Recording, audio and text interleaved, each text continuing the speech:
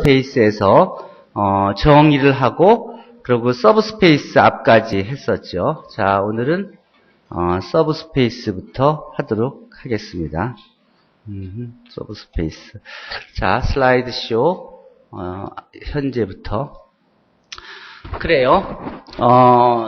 서브스페이스는 벡터 스페이스의 non-empty subset으로서 그 자신이 벡터 스페이스이고 under the same vector addition and the scalar multiplication which was defined in V 이면 그걸 서브스페이스라고 하죠. 이걸 확인하기 위해서는 그 10가지 조건 중에서 2개의 기본 법칙과 8개 연산 법칙 벡터가 되기 위한 그 중에서 2개의 기본 법칙만 성립하면 그 2개의 기본 법칙으로부터 그 연산 법칙 중에 중요한 2가지 성질을 만족시키고 나머지 6가지 성질은 다 모든 V 안에 있는 성분 원소들에 다 성립하는 내용이기 때문에 4가지 필요한 성질들이 다 만족해서 10가지 성질을 다 만족하게 되고 따라서 스스로 벡터 스페이스가 되는 것을 확인할 수 있습니다. 자, 그 증명이 간단히 여기 있는 거고요. 그리고 벡터 스페이스 그 자신도 서브스페이스라고 하고 그리고 또 제로 벡터 하나로 이루어진 서브셋도 그것도 서브스페이스입니다. 요거들은 뭐 트리비얼한 서브스페이스라고 하고 이거 외에 그러니까 그 제로 벡터 하나만이 아니고 또 전체 자기 자신 외에 그 안에는 프로퍼 서브셋이 서브스페이스인 경우에 우리가 프로퍼 서브스페이스라고 구분해서 얘기할 수 있습니다. 자, 그 외에 뭐 이그젬플들 여러 가지 들을 수 있죠. 여러분들이 봐왔겠지만 R3에서 하나의 이퀘이션을 만족하는 이런 벡터들의 집합. 그러면 이것이 이제 제로 벡터를 포함하고 그리고 이거 미지수는 3개고 식은 하나라서 실제로는 2차원인 서브셋이 되는 서브스페이스가 됩니다. 이게 서브스페이스인 걸 증명하기 위해서는 그 2가지 기본 조건만 확인하면 되니까 투스텝 서브스페이스 테스트를 써서 임의의 2개의 벡터를 골라서 그들의 합이 다시 W 안에 들어가고 임의의 벡터와 임의의 스칼라를 골라서 그 곱이 그 W 안에 다시 들어가는 것만 확인하면 투스텝 서브스페이스 테스트에 의해서 확인되고 이게 이제 AX equal 0의 솔루션들의 셋이 서브스페이스가 되는 것은 여러분들이 뭐 너무나 잘 봐서 알 거고 시험 문제도 여러 번 나왔던 거고 증명도 아주 간단하지요. 그 다음에 for a non-negative 불 좀 꺼주세요, 위 앞에서. non-negative 인이저 n에 대해서 Pn over R이 보통 이건 폴리노미알들의 집합인데 어떤 폴리노미알 집합이냐면 디그리가 n과 같거나 낮은 n보다 같거나 낮은 그런 폴리노미알들의 집합. 그리고 코에피션트는 다 실수인 그런 폴리노미알들의 집합을 Pn over R이라고 써요. 요 Pn over R이 C over R은 뭐냐면 모든 컨티뉴어스 펑션들, R상의 모든 연속함수들의 집합이에요. 그거의 서브스페이스가 돼요. 연속함수들의 집합이 벡터 스페이스가 되는 거는 어렵지 않게 보일 수 있어요. 연속함수의 합이 연속함수고 연속함수의 스칼라로 연속함수고 그 나머지 조건 다 성립하고요. 폴리노미알도 마찬가지로 보면 2개의 폴리노미알 더하면 폴리노미알이 되죠. 디그리가 n차 이하면 2개 합친 것도 n차 이하가 되죠. 근데 요거 그리고 또 n차 이하의 폴리노미알의 상수도 해도 또 n차 이하의 폴리노미알이 돼요. 그러니까 2가지 기본 조건 만족하니까 투스텝 서브스페이스 테스트에 의해서 서브스페이스가 됩니다.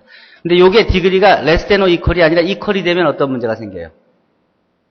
equal이 되면 하나는 n차 폴리노미알을 가지고 있고 또 하나 다른 n차 폴리노미알을 가지고 있는데 개수가 제일 n차 항의 개수가 똑같을 때 그 2개를 빼버리면 그러면 n차 항이 없어지죠. 그러면 디그리가 n-1차 이하가 되지. 그렇게 되면은 n차 디그리의 폴리노미알들의 집합은 클로즈니스를 확보할 수가 없죠. 그쵸? 그러니까 equal 하면 안 되고 요 less than or equal이 그래 중요해요. 그 다음에 시메트릭 매트릭스들의 집합 또 스큐 시메트릭 매트릭스의 집합들에 대한 얘기예요.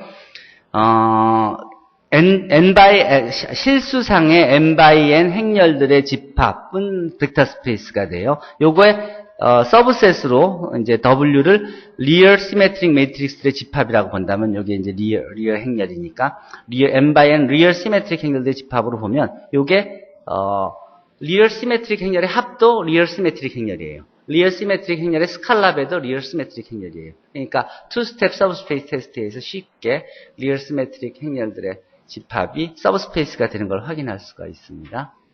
대칭 행렬들의 집합이 서브스페이스 된 소리예요. 자, 그래서 이제 연습 문제가 있습니다. 물론 이와 같이 그러니까 네 가지 예를 주고 이 경우에 어떤 것이 이제 서브스페이스가 되고 어떤 것이 서브스페이스가 아닌지는 투스텝 서브스페이스를 테스트해서 확인하면 됩니다. 어렵지 않게 확인할 수 있고 또 이게 컨티뉴어스 펑션들의 R상의 컨티뉴어스 펑션들의 집합을 이제 C 오브 R, V라고 놓을 때 다음 W들이 서브스페이스인지 아닌지에 대해서 모든 디퍼런셜 펑션들의 집합이 서브스페이스냐? 답은 예스입니다. 또 모든 바운디드 컨티뉴어스 펑션들의 집합은 어떤가? 그것도 서브스페이스를 이룹니다. 등등. 오케이. 그럼 그 다음에, non-negative valued function들의 집합, 또, continuous odd function들의 집합에 대해서, 서브스페이스 테스트를 만족하냐, 아니냐를 확인하는데, 다, 투스텝 서브스페이스 테스트만 확인하면 됩니다. 자, 그 다음에 이제 이게 여러분들이 처음 보는 내용이 될 텐데, 물론, Introductory Linear Algebra 클래스에서도 뒤에 연습 문제 나와 있는 내용인데요. 여기서 다시 한번 이제 여기서 정의로 소개합니다. U와 W가 V의 서브스페이스일 때, U와 W의 sum, 표시는 이렇게 하는데, 이건 어떤 거냐면, U에 있는 성분과 W에 있는 성분들의 합들의 집합이에요.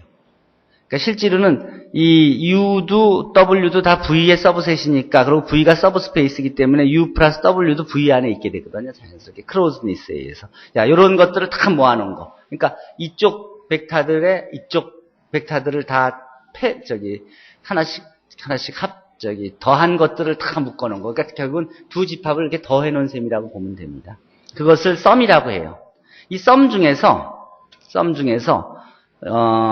한 조건을 더 만족하면 그러면 우리는 그걸 서브스페이스라 그래요.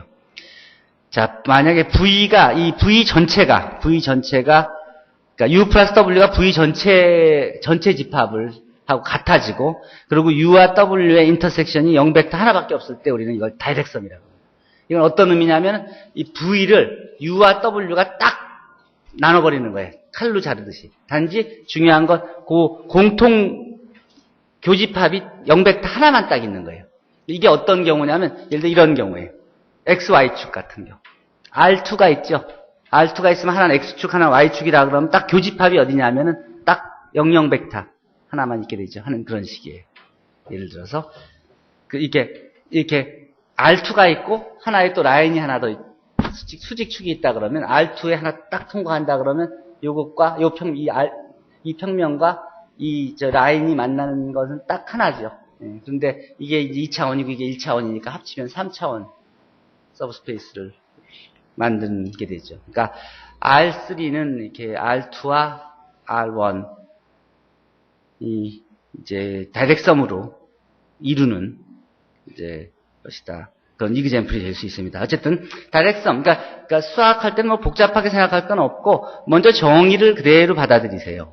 그 다음에 그 예들이 어떤 게 있는지 보고 그 다음에 그 정의가 프로듀스하는 성질들을 시어렘으로 이해하면 됩니다. 자, 그러면 도대체 이 U 플러스 W하고 U 인터섹션 W들은 어떤 성질들을 갖고 있냐 하면 이게 서브스페이스가 되는 걸 확인할 수 있습니다. 그러니까 투스텝 서브스페이스 테스트를 쓰면은 그대로 확인할 수 있습니다. 그러니까 재밌는 건 R2는 U와 V, U를 또 하나의 R, V를 R이라고 할 때 이 R과 R의 다이렉섬으로 표시할 수 있고 아까 봤듯이 R3는 2차원 평면과 1차원 라인의 다이렉섬으로 또는 1차원 라인들 3개의 다이렉섬으로도 생각할 수 있습니다. 네. 자, 이 다이렉섬에 관한 가장 중요한 성질이 이건데 V가 U와 W의 다이렉섬일 필요 충분 조건은 for any vector V in capital V, there exists a unique U in U and W in W such that V is equal to U plus W. 즉, V 안에 있는 임의의 벡터가 U 안에 있는 어떤 벡터와 W 안에 있는 어떤 벡터의 합으로 유일하게 표시되는. 요 유일성이 중요합니다. 유일하게 표시되면 다이렉트 썸인 거를 보일 수 있습니다. 자, 그러면 이게 if and only if니까 필요 조건과 충분 조건을 각각 보여줘야 되는데, 자, 먼저 충분 조건을 보여볼까요? 자, 그러면 이게 유일하게 존재하면 다이렉트 썸이, 그러니까 다이렉트 썸이면 유일하게 존재한다는 걸 보여주면 되는 거니까, 뭐 존재하는 거는 그냥 트리비얼하게 따라 나오고, 먼저 유니크니스를 보여주기 위해서 만약에 어떤 벡터 V가 U 프라임 플러스 W 프라임으로도 표시되고 또 U 플러스 W로도 표시된다고 한다면, 자, 그러면 그 이게 각각 두 개가 다 V니까, V 이퀄 V니까 이렇게 쓸 수 있죠. 여기서, 항을, 마이너스 1배에서 뭐 더해주거나 뭐 옮겨주면은, 그럼 U 마이너스 U 프라임하고 W 마이너스 W 프라임이 같아지는데, U 마이너스 U 프라임은 U가 서브스페이스이기 때문에 U 안에 있고, W하고 W 프라임은 W 안에 있는 벡터들이니까, 크로스니스에서 W 안에 있게 되기 때문에 이거는 U에도 있고 V에 W에도 있는 벡터가 되니까 인터섹션 0벡터밖에 없으니까 이게 다 0벡터가 돼야 되고, 따라서 U하고 U 프라임, W하고 W 프라임이 같아지니까 자연스럽게 두 개가 존재한다면 둘은 같은 거일 수밖에 없다. 그래서 유니크니스가 바로 보여지게 되는 겁니다. 자, 유일성을 그렇게 보여지고, 그러니까 한쪽 방향은 무리 없이 되고, 그 다음 또 다른 방향은 만약에 이제 우리가 이걸 여기 뭘 보여줘야 되냐면, 이제 다이렉트 썸인 걸 보여주기 위해서 뭘 보여주냐면, 이제 모순을 이용해서 그 인터섹션이 0벡터 하나밖에 없다는 걸 보여주는 겁니다. 그래서 by the wave contradiction, suppose there exists a non-zero vector V in U and W. 만약 U하고 W의 인터섹션 안에 non-zero 벡터가 존재한다면, 그러면 그건 0벡터일 수밖에 없다. 그렇다. 논제로 벡터이면 그건 모순이다는 걸 보여주면, 그러면 그런 게 존재하지 않으니까 0벡터 하나밖에 없다는 소리고, 그러면 유니크니스가 그냥 인터섹션이 0벡터 하나밖에 없다는 게 자연스럽게 보여지지요. 자, 그래서 V가 만약에 이렇게 논제로 벡터가 이 안에 있어서 can be written as a sum of the vectors in U and W라고 한다면, 그러면 V를 한번 생각해 봅시다. V가 V 플러스 제로로도 쓰여질 수 있고, 제로 플러스 V로도 쓰여질 수 있고, 그러면 이걸 다시 풀었으면 2분의 1 V 플러스 2분의 1 V로 쓸 수도 있고, 3분의 1 플러스 V 플러스 3분의 1. 이런 식으로 막 나눠 쓸 수 있죠? 막 나눠 쓸 수 있다 그러면 이것도 U 안에 있고, 이건 W 안에 있고 한 셈이 되니까, 결국은 이게 그러니까 유일하게 표현된 데서 모순이 돼요. 이게 논제로 벡터라고 한다면, 그러면 그것들의 합이 이렇게 표시될 수 있고, 그렇죠. 그러니까 모순을 만약에 논제로 벡터가 존재한다 그러면 모순이 유일성의 모순이 된다. 따라서 논제로 벡터는 존재하지 않는다. 그러니까 제로 벡터밖에 있을 수 없다. U와 W의 인터섹션에는. 그래서 보여주는 겁니다.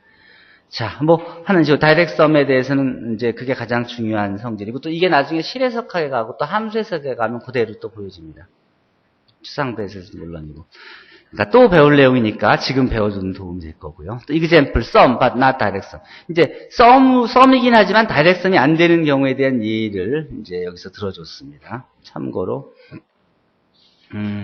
U 플러스 W가 R3이긴 하지만 U하고 W 인터섹션이 제로 벡터가 외에 다른 벡터가 존재하는 그런 경우의 예를 다음과 같은 예로 들어줬습니다.